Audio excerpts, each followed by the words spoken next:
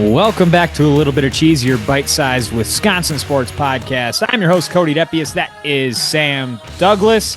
It's a pleasure to have you all today. A lot of Packers news as free agency officially kicked off yesterday. The motion in the ocean started on Monday. A lot of good stuff happening there. We'll touch on that, so don't go anywhere. But I do want to start us off here in the World Baseball Classic. Team USA, apparently the boys were dragging a quote from Mark DeRosa. I believe it was before their game against Italy. So to kind of set the stage, they had won 3 games in their pool. And I think Mark DeRosa, who for a little bit of backstory here, they were 2-0. They were 2-0. Okay. So Japan, I believe, would have been 2-0 at that point too. But Japan, because of the run differential, they had clinched. So I think Mark DeRosa, who, as I was mentioning, he works for MLB Network, and the USA is hosting the World Baseball Classic, like hand in hand with MLB Network, and Mark DeRosa is managing the Team USA. They thought that they clinched onto the next round before they even played Italy. Well, Italy played like they were playing a competitive baseball game. Well, Team USA did not, and the Italian Stallions took it from them, and the U.S. was on their deathbed essentially yesterday, but Italy was able to pull it off against Mexico, and by the skin of their teeth, Team USA is able to advance. They'll take on Canada next. What are your kind of takes from this whole debacle and situation with Mark DeRosa and Team USA? First of all, that's embarrassing from DeRosa. Like you said, this is our tournament, and he didn't know the rules, whether it was it didn't feel like a misspeak. It didn't feel like oops, autocorrect. That's not what I meant. He said some of the players were a little sluggish because they went out because they were celebrating making it to the next round. I mean, I did a little bit of paraphrasing there, but that's just awful management. We needed to win another game. And then we put our lives in the hands of Italy, who, thank goodness, absolutely cruised through Mexico. But Mexico is a good team that you can't really take for granted. Mexico had us, fighting for our lives a little bit. They wanted to see us again. They thought they could beat us. They've beat us, I think, 2 out of the 3 times that we've seen them in the World Baseball Classic. So not rolling out the A team. Now some of it is the US's B team. Bobby Witt was still playing. We still got Bryce Turang is still out there. The US's B World Baseball Classic. I wish I had the full roster available. It is still an all-star, star-studded lineup. Yeah. And we got crushed by Italy. It was closer at the end than it really should have been. Took a couple late home runs from Pete Crow Armstrong, who if you're waiting for PCA to hit a couple clutch home runs, that's not a good win in baseball. He can get that out of the way now. He's fine doing it now. He just get him out of the tank. Yeah, exactly. But we did move on. Looks like we are playing Canada tomorrow night after Vinny Pasquantino put Italy on his back last night, had 3 home runs against Mexico in Italy's dominant fashion, which ended up putting the U.S. through. And as he said, I think what Italy's been doing is if you hit a home run, you go into the dugout and you take an espresso shot. So 3 home runs and 3 espresso shots later, hence my Zoom name right now. Vinny Pasquantino said post-game he is beamed up, baby. Get dialed. He was. And for those that watch on the YouTube, we got Vinny Pasquantino right here. When Bree and I went to Kansas City, we saw the K. We got a Pasquatch bobblehead. There's a little Sasquatch up there, too. It's one of my favorite bobbleheads I own. So I just knew, even though Pasquantino was not going to be on Team USA, that he was going to be one of Team USA's heroes and really keeping him alive. Here in the tournament, I mean, overall, Japan looks really good. They're going to be tough to get through, but the Dominican Republic, man, like they care. They care, and they're doing so well. And the conversation going around this is, okay, who's really paying attention to the rules here of how you need to advance onto the tournament? Do you think the Dominican Republic knows the rules? No. They just throttle everybody. They don't care. They don't know what run differential is. They know a hit, ball, score. And they're doing that. And it's awesome. And it's a blast. And Team USA is going to have to play a lot better than they have been so far in the tournament if they want to even get to the finals, and much less win it. And they came into this heavy favorites. Like Skubal is going to pitch multiple games. Skeens is on this team too, on top of a ton of other pitchers where in previous World Baseball Classics, you didn't have Major League pitching really going on Team USA's side, but this year you do. You have those top guys competing. So there's no reason that USA shouldn't be in the finals or possibly winning it. But someone's going to need to kick him in the butt. I hope DeRosa and the boys can wake up after this, because that was like that's one of those moments where if Team USA doesn't make the finals, It's like this so is going to be bad. something we talk about for a long, So long bad. time. Is this how Canada feels when they don't win gold in hockey? I guess it's got to be. I mean, so is it basketball or is it baseball, the one that USA should be winning more? Because like in basketball, they've won every year ever, right? In the Olympics, and They or have they lost? no, 2004 they lost, and that's why in 2008 they rebooted the Dream Team round 2. I believe we were a Ah, bronze medal in '04. I don't know if we made the Olympic gold game. But that being said, I mean basketball is getting more worldwide. I think the days of the yeah. US dominating basketball are dominating probably over, but we should still be a gold medal team. But I mean, this baseball lineup, man, this is America's pastime. It's also a worldwide sport. Dominican Republic, shout Mhm. out to them. They roll out a nasty lineup, and what Shohei's doing for Japan is awesome. Baseball's huge in Japan. Yeah. We should roll So the big. World Baseball Classic. We should roll this team. We're, Yeah. we're deep. We're 20 guys deep. This is what America should dominate at. Yeah. But then you see Team Italy, who's literally just the guys that weren't good enough to make Team USA. Like they can pull one out too. And that's the beauty of baseball. And that's what we talk about all the It time. is. Anybody's got a chance. So That's why this format's awesome. I mean, baseball yeah. games one and done, World Baseball Classic style. Like, I think that's electric. I think this what they're doing is really fantastic. I love the World Baseball Classic. Oh, it's so good for the game. Like I think like this point, like in history, I think more eyes are on baseball than ever in human history. And that's quite the thing to say. Like baseball is on such a hot streak right now. And if they screw this up going into 2027 where you don't play games, I am going to be so frustrated because like Oh, you're right. you're riding high. You have really good product out there on the field. I mean, you love to give crap to Manfred, but he sped up the game. You got rid of the shift. You've just made it so much more watchable, and you got a lot of really fun players to watch, like Bobby Witt and Aaron Judge, and Shohei is somebody like we're never ever going to see again, and people are understanding that, and they're tuning in, and it's a special time. So, kind of soak it in, any baseball fans, and if you're not a baseball fan, you're going to get there because this is awesome, and it's really hard to turn off. So that's it for our little baseball talk today. I mean, Bryce Durang has been playing good. I haven't watched any of Jackson He's been Churio, but playing there's awesome. a lot of Brewers playing in the World Baseball Classic. Turing's been on fire. Yeah. We got some confusion here, and me, not social media. I'm quite confused, so I'm gonna have to give it to Sam here to try to unconfuse everybody, either with a mic or with the speakers.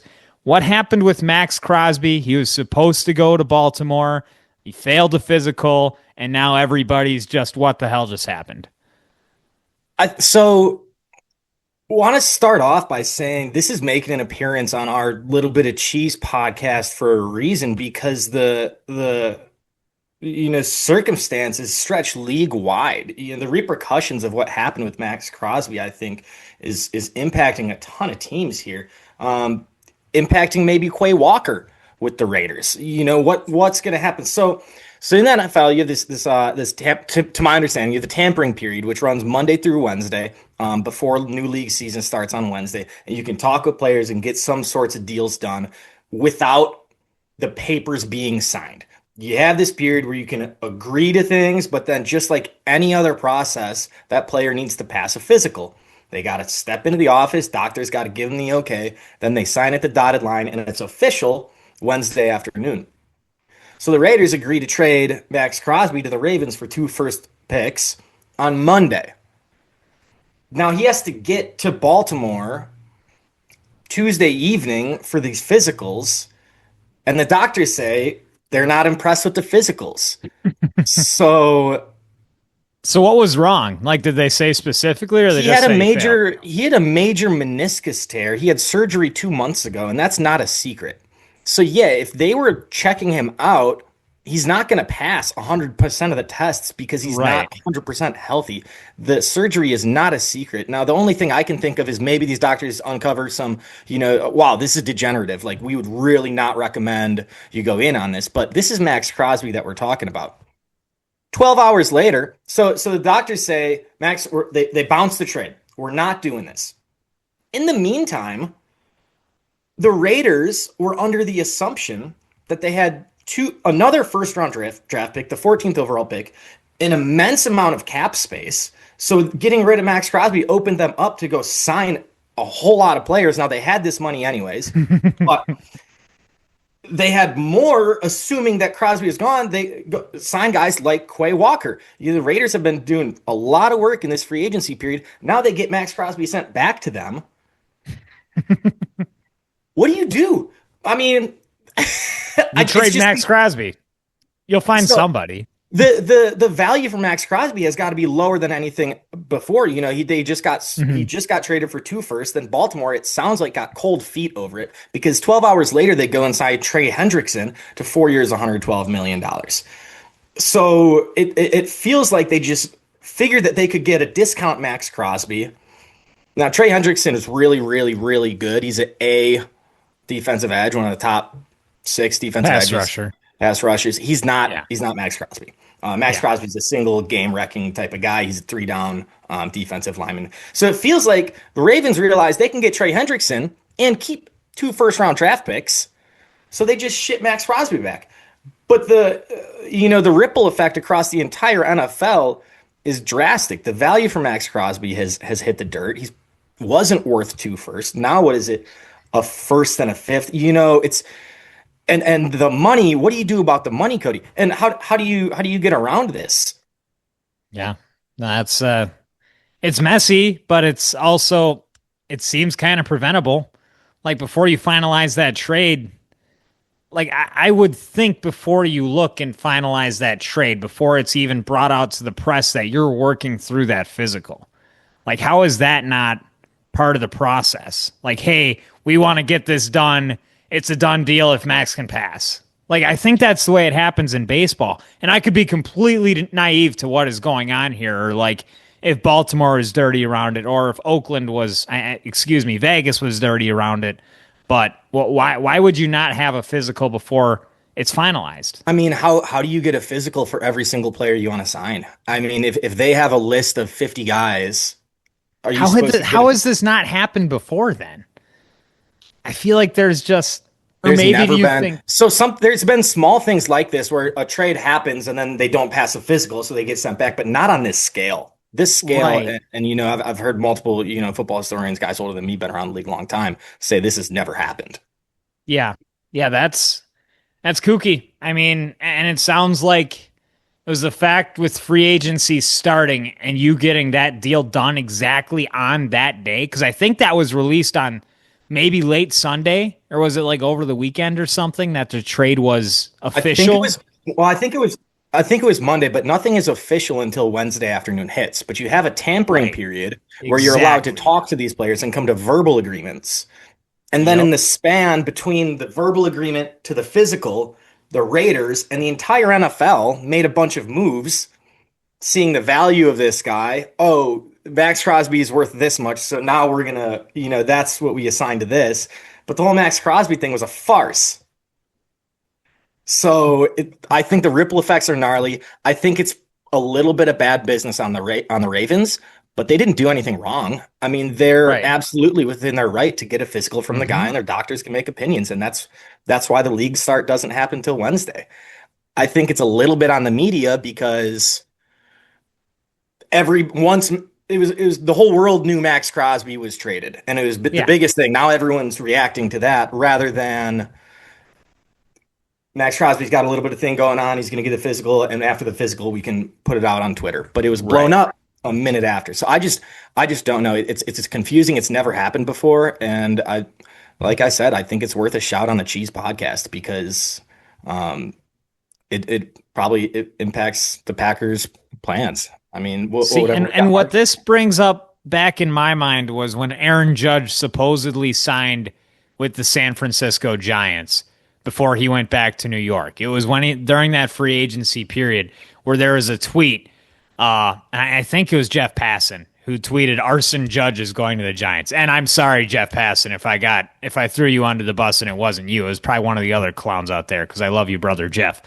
But and then of course I think it was the physical that kind of impeded that, and that stopped it. So we haven't really seen it on the scale in football, but I think in baseball, maybe in the sense of free agency, I know we've seen things like that.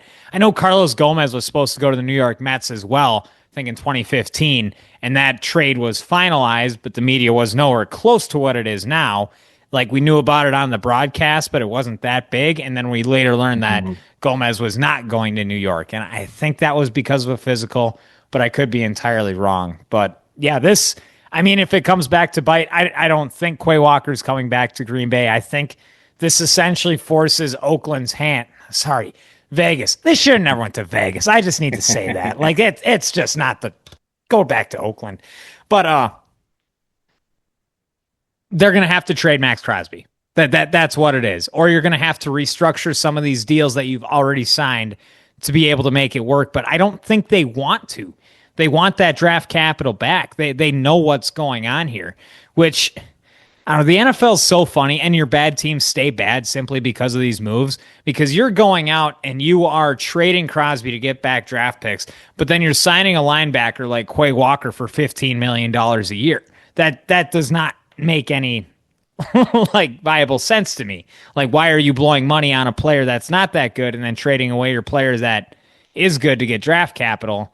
And then, of course, you're probably going to botch this Fernando Mendoza deal. Like, if you're Vegas, why don't you hang on to Crosby? You don't worry about that. You know you have the number one pick. Maybe you can make some things happen. Maybe Mendoza is a guy. Maybe you bring in a coach. But you know that this is a point where you don't want your franchise to stay in limbo. But now, because of this off chance 1 in a million thing that happened, you're kind of hosed. I don't know where they go from here. What's your prediction on the next steps? I think Maxx Crosby plays the Raiders next year. I do. Okay. I think if I'm in the head of Maxx Crosby, he wanted to be a Raider. He's been a Raider his whole life. Mm-hmm. He's said, in prior years, I think obviously frustration has come up, and we see this happening with Giannis. Guys, I've been running through a wall for this franchise for a while. Haven't seen any fruition. If this ain't working, let's move on. And then they tried to do a little bit of move on. It didn't work out. If I'm Maxx Crosby, I'm in the gym, and he was the first one back in the office, back in the gym doing his rehab Wednesday morning. They failed him on the physical Tuesday night. He said, you know what? I bet he's saying, you know what? God wants me in Vegas. I'm a Raider. Let's get back to work, baby. I think the Raiders, they tried it. They tried their hand. They tried to move on from him, made a big deal, and I think I think it's not meant to be. So if I'm Maxx Crosby, let's get to work, baby. I'm a Raider. Let's keep doing it. That being said, I think the door is open for this trade to happen closer to the season. If the money makes sense, and trading humongous NFL contracts is something I'm not super familiar with, because NFL contracts are weird to begin with. Right. But we saw Micah get traded, what was that, 2 weeks before preseason? Yeah, So, he was, I don't even know if it was that. I think it was like 2 weeks before regular season. yeah. Because he was on a snap count. It was real close, because he barely even played that first game against Detroit. I think he only had like 25 snaps. So we'll see what teams go through the free agency process and the draft process, and they're looking at their teams and like, wow, we're really good. I wish we had one more defensive end. Yeah. I bet there's going to be a couple teams that are looking at their conglomerate, and then they reopen the Maxx Crosby case. But if I'm Maxx Crosby, I'm putting that silver and black back on and hitting the gym, baby. I think that's how he plays, no matter where he would be. Like, I think he'd wear the green and gold just as happily too. Not that Green Bay has any capital. We'll take him. But that will bring us to our next point here. There's been a lot of motion in the ocean, as I said, in free agency for Green Bay, a little bit more than I probably even expected. But we got a couple of signings. Of course, there are quite a few free agents that Green Bay had on the docket that they knew probably weren't going to come back. And this is what we have to this point. So the way that we're going to handle this here is I'm going to go in chronological order of the move that happened, the transaction since free agency started. And Sam, you're going to give me a letter grade and I'll follow up with that. Is that okay? Deal. All right, let's do it. March 9th, offensive lineman Elton Jenkins was released. And then I'll follow it up with March 11th. He agreed to terms with Cleveland. Grade this for Green Bay. C minus. This feels mismanaged. Elton Jenkins is a really talented player. It feels like if we weren't going to re-sign him, we should have traded him last year. It just feels mismanaged. He was good for us. I think he was worth a shot. I don't think we had a lot of reason to trade him last year. It just feels mismanaged letting a player this good walk out the door for nothing. B plus. He held out last year. He thought he deserved more money. He actually did not play that well 2 years ago. And then last year, when he did get the opportunity to play center, played very uninspired, I'll say, and then had a season-ending injury. So this is not a contract that Green Bay even needed to mess with. You had a better center play out of Sean Ryan. I think you had better guard play out of the guys that are there right now. I don't think there was a spot for Jenkins, and he showed you last year, especially when he was holding out in preseason and whatnot, that he was going to look for more money. It just wasn't worth it for Green Bay. I think they would much rather go with a young guy late in the draft that they can try to mold and not pay a lot of money. And they'll find him. The Packers will find a fifth-round lineman. That's no problem. And that leads us to our next move, March 11th. Center/guard Sean Ryan extended. It's a 3-year, $33 million contract. I'm not going to go into the nitty-gritty because whatever, but what's your grade? That's an A. He's a good player, and you re-signed him. You got 3 years out of a good offensive lineman. You're not paying him a ton of money, but you are setting the expectation high for what we expect out of him. Yeah, I'll give it a B. I am completely level. I'm good with this, and the reason it's a B and not necessarily a C, I think the money is fine. Where the center market is at, I think Linderbaum got some crazy number. The center market exploded this year. There was a high demand and low supply, and Sean Ryan was probably your third best center in all the free agency market, and he played with all the same guys last year. It's somebody that you go back 5-10 years ago when the market was different at center. I have a different opinion on this, but with all the context, all things considered, I think this was the best move for Green Bay to make, where they were with the salary cap, where the market was, and really how Sean Ryan played at center last year, which I think was solid. It was nothing spectacular, but it was better than Elton Jenkins when Elton Jenkins was healthy. So this was the right move. I was happy to hear it when it was released. March 11th, defensive lineman Rashawn Gary traded to Dallas for 2027 fourth-round pick. Another A. Shout out to getting a fourth-round pick. Maybe trade him last year and get a little bit more out of him before he shows an uninspiring performance, as you put it. But more than happy to get a fourth-round pick for Rashawn Gary. Get a little bit of money out of the room and get some new guys in there. A+. Jerry Jones is a moron. Rashawn Gary was a black hole. He went, I think it was 6 weeks without a pressure, some ridiculous number. He did nothing the last 10 or 11 weeks of the season. He had 7.5 cleanup sacks when Micah Parsons on the field. I don't think he had one the rest of the year. He had 8 quick pressures the entire season. He played every game.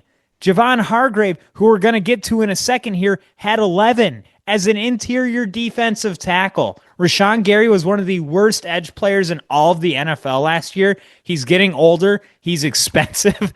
And Green Bay was about to cut him.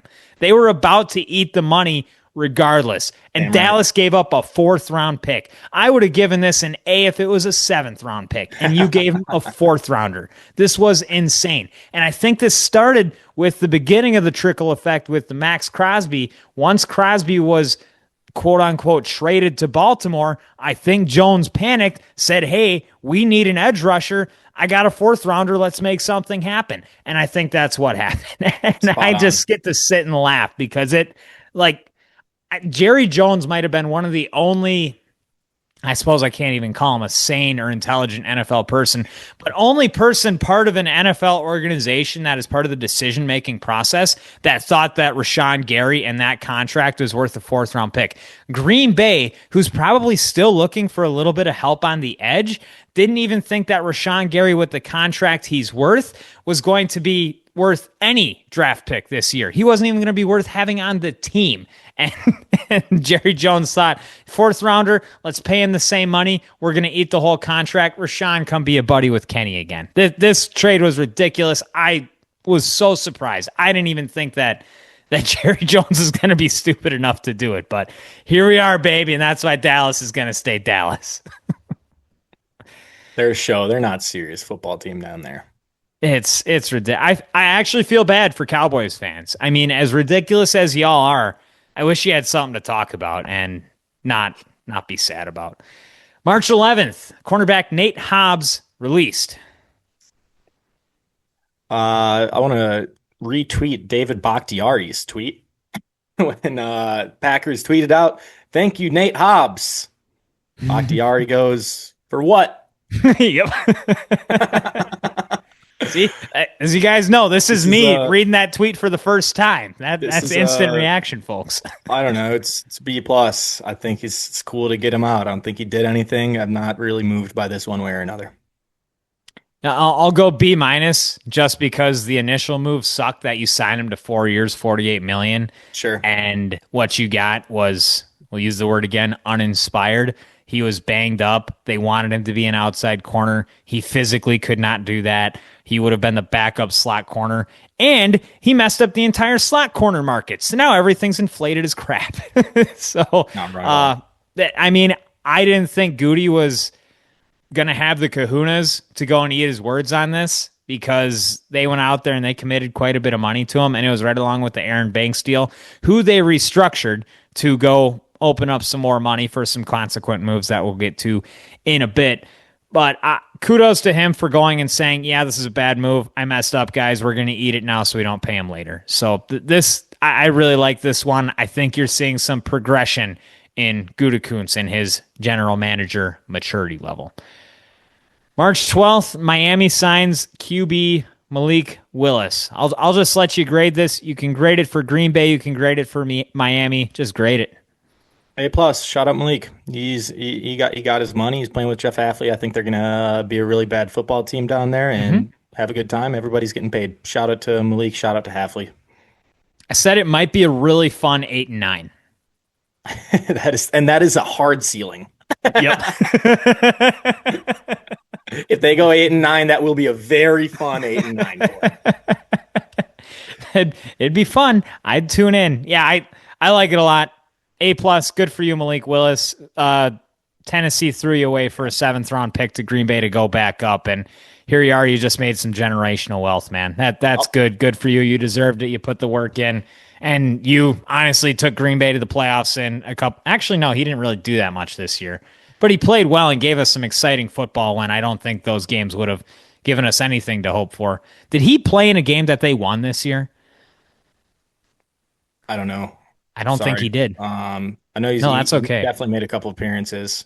I wasn't watching I was at the concert with the Bears game, so I wasn't able to watch that. Now we don't really need to talk about it that much, but I will be. I'll be tuning into the Dolphins. I'll be checking out every single Sunday. I'm going to check out how Malik's doing. I'm going to check in on Hafley. Those are two cheeseheads. Yeah, absolutely. I agree wholeheartedly. Good for you, Malik Willis and Jeff Hafley. March 12th, Las Vegas signs linebacker Quay Walker. B minus. I don't know. I think we had the money to keep Quay. The writing was on the wall. We'll talk about Zaire Franklin in a minute here, but the writing was on the wall when we did sign Zaire Franklin. I was a little hopeful that we would pair the two of them together. But Quay got a lot more money than I think I would have been comfortable with paying him. So again, shout out to Quay. I wish the best for him. And it was time for a new face on the Packers defense. New green dot. Yeah, I agree. I mean, Quay had a really good year last year. I probably would have felt a lot more comfortable around that 10 to 12 million a year range, but he got $45 million over 3 years. 15 a year for a player like that who, I mean, we were really not in on 2 years ago. I said that we needed to bring him back, but at that point, I meant we needed to try. But if he was going to demand that kind of money, which it sounded like he was, and then I don't think it was worth it, I'm going to give the grade a B. I'm totally okay. And then we'll go into the consequential move, which actually was the precursor to this was Zaire Franklin coming to Green Bay from Indianapolis in exchange for Colby Wooden. What's your grade on this? Love it. Love it. A plus plus plus. Cody. Last year, Zaire Franklin had a little bit of a down year for his standards because in 2024, he led the NFL in tackles. This is a perennial Pro Bowls talent player. Pro Bowls are jokes. I don't know about his Pro Bowls or not, but he's a perennial, every single year, top 10 middle linebacker in the league. A dog, a veteran presence for a young team. And if we rewind 2 years and the Packers are the youngest team in football, winning a playoff game, and you say the formula is be the youngest team in football with playoff appearances, and then add the league's leading tackler and the league's arguably best pass rusher, defensive edge player, and let your offense grow. That's the formula, bro. I mean, that's it. You get a dog of a linebacker, pressure on the quarterback, and let your young players get better. I think is a veteran presence. It's going to be the opposite of what we had with Quay, who is a little bit young, a little bit emotional, a little bit easy to trigger. Now we got a dog in there who's going to pair up with Xavier McKinney, couple vets holding down the defense. For a team with a new DC, I think this is just a dream come true. I'm really, really, really excited to see Zaire Franklin in green and gold. I'm going to give it a B minus. Woo! I love it. This is good. No, we got some differing opinions here. Zaire Franklin had a pretty rough year last year. Even when he led the league in tackles, the tackle rate was not incredible. Where this isn't a lower grade for me is due to the fact that he was a little banged up last year. He was nursing an injury. And then you saw when he got healthier towards the end of the season, he started to play a little bit more like that player that we knew from 2 years ago. And a part of this that I didn't like as well is you traded from a position of weakness in Colby Wooden. That's a player that I liked seeing where he progressed last year. And I wanted to see that continue. I wanted to get that final year of the contract out of him, especially with how thin they are on the interior defensive line. So that's where it felt iffy for me. But you're getting a stand-up Walter Payton Man of the Year nominee, a guy who wore the C on his chest, someone who's been there, done that, been a second-team All-Pro, and somebody that's not a 23-year-old kid that has only grown up in Green Bay. Like that, that's something to be said too, where this is a team that has been pretty much like Green Bay, like born and bred, essentially, in their NFL careers. You got a couple of free agents in there, but a lot of these guys grew up in the system. They don't know anything else. Now you're getting some new blood in there. Now you're adding to your culture, and you're maybe adding a little bit of fire that we, of course, have said has been missing in Matt LaFleur teams. And I just hope this adds to that, and I think it definitely has the possibility too. So I'm excited for it. We'll move on to the next one. March 12th, New England signs Romeo Doubs. I don't have the contract. I believe it was 4 years, 70 million. 80 million. Okay. I see 470, but the up to 80 might be okay. Accurate. Shout out to him making his bag. I've been vocal on this podcast. I never thought the 5 wide receivers set. I never thought everybody was going to be able to eat. I've also been a big Romeo fan. You know, I think he lets some slants hit him in the chest, but give him a fade in the end zone. I think his hands were some of the best on the team. That being said, it's Tucker Kraft and Matthew Golden. Give a little bit of Christian Watson down the sideline. We know the formula, and I'm sorry, Romeo's shouldn't get 5, 6, 7 targets a game in this offense, and he went and made himself a lot of money. So shout out to him. Sad to see him go. I thought the Romeo Doubs Christian Watson pairing was gonna be feeding families in Green Bay, but that's just not the case. Yeah, I'm gonna give this one a B plus. Good for Romeo. He got his money. I remember we had that week. I think it was like 2 years ago, prior to this point, where Romeo just didn't show up to practice, and I think it was over target disputes and maybe money was involved. Well, Romeo, you got your money now, and that's good for you, and I'm proud of you, man. He was a player who you saw get better, but not really hit that ceiling where you thought he could have. And I think it's a ceiling that you're going to see be hit a lot quicker right now, even with Matthew Golden and the talent that he has. And kind of as you said, you're a little bit overcrowded in that wide receiver room if you have an ascending Matthew Golden. Just wasn't worth the contract for Green Bay. They made this decision when they put the extra year on for Christian Watson, and then when they went and drafted Matthew Golden in the first round, we knew it was probably the last year for Romeo, and I'm okay with that. He was a solid wide receiver that you could trust on third down, but there were also some head-scratching ones where you just wish he could have had those. And all in all, a player that I'm going to miss with that big old noggin of his. It was really silly to see that on the football field, and now we only got Savion, but Savion's just not going to have that same pizzazz that Romeo Doubs did, so we're always going to miss that. March 12th, the Packers, their first big free agent signing, quarterback Benjamin St. Juste, 2 years, up to $10 million. It's really a 1 year, $5 million with a second-year team option. We'll start wrapping it up a little bit quicker here, but overall thoughts and grade. B-. I don't think he's that good, but we did need a corner. Shout out, he's a gopher as well. So shout out to Goldie. Yeah. B-. I don't like the fact that he's Canadian because oorah America.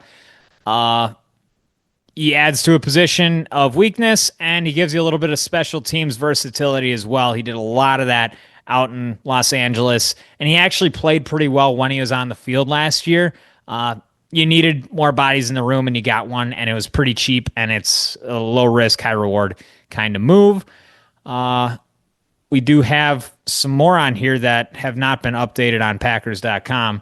Javon Hargrave was signed, I believe, yesterday, a defensive tackle, 2 years, and $13 million a year. No, $23 million overall. Defensive tackle, just turned 33 recently. I think this is a big move for Green Bay. That is a big move. It's a shame that he's not going to get as much time on this pod as he deserves, but I'm sure we'll be talking about him a lot this year because I think he's going to be very impactful. The Minnesota defense has been good, has been above average for a while, and you can only have that if you're getting consistent pressure up the middle. Your blitz packages don't work if you can't get pressure with 3 and 4 as well. And Minnesota's bummed out to see him come to Green Bay, and that tells me all I need to know. Can't give it A+, but it's A- for me. I'll go A-. I like it. I like that Green Bay went out of their comfort zone and signed somebody over the age of 23 years old. He got some money. He deserved it. He's a 2-time Pro Bowler, someone who I think had over 80 pressures in a season when Jonathan Gannon was his defensive coordinator in Philly. Somebody who has some special skill set abilities, pass rushing in the middle of a defensive line. He's going to pair very nicely with Devontae Wyatt, and he's going to give a lot of flexibility there for Gannon and what he wants to do. And he was really ticked off at Flores in the way he utilized him, so you get some extra firepower against the purple and gold across the state lines. Sky Moore was also signed yesterday, kick returner, wide receiver. What's your grade? Unmoved. B-. C. We'll see. I don't know. Feels like a Mecole Hardman signing once again. Special teamer, return some kicks. Let me see a little bit of less Keyshawn Nixon. C+. Yeah, we get a kick returner, someone who's going to sit at the end of that wide receiver room.